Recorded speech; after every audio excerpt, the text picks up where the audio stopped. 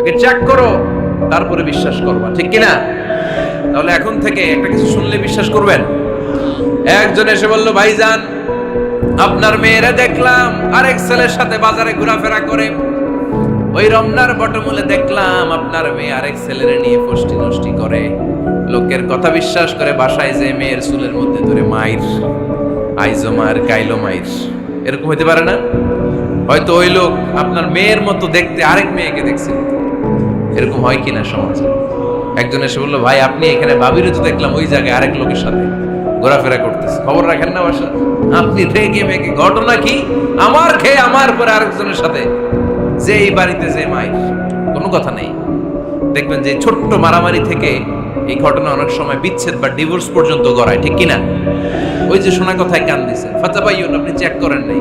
হয়তো আপনার স্ত্রীর মতো দেখতে বা আপনার স্ত্রী যে জামা পরে, যে পোশাক পরে, এরকম পোশাক পরে আরেক নারীকে দেখছে, আপনার বউ না এটা।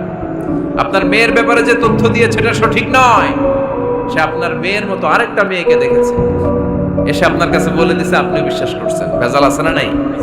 এই ভেজালগুলোকে থামানোর জন্য কোরআনে এই বিধানগুলো নাজিল করেছে কে? তাহলে ফরিদপুরের ভাইয়েরা, সমাজটাকে সুন্দর রাখার তথ্য একটা শুনলেই বিশ্বাস করবেন না। সিলে কান নিয়ে গেছে, শুনলেই সিলের পিছনে দৌড়, নাকি? কি করবেন?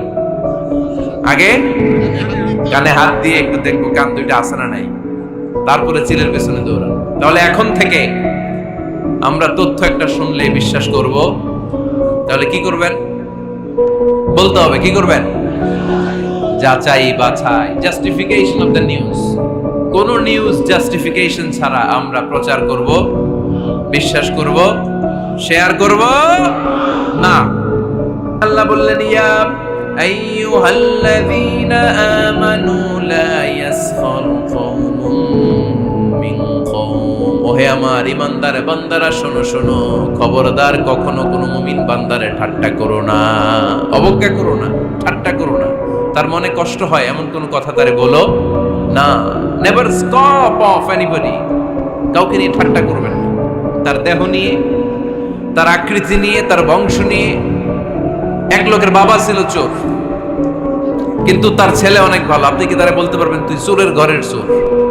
বলতে পারবেন? চুরি করছে বাবা, ওর কি দোষ? কথা বলেন। এগুলো কবিরা গুনাহ। আওয়াজ করে বলেন তো কি গুনাহ? কবিরা।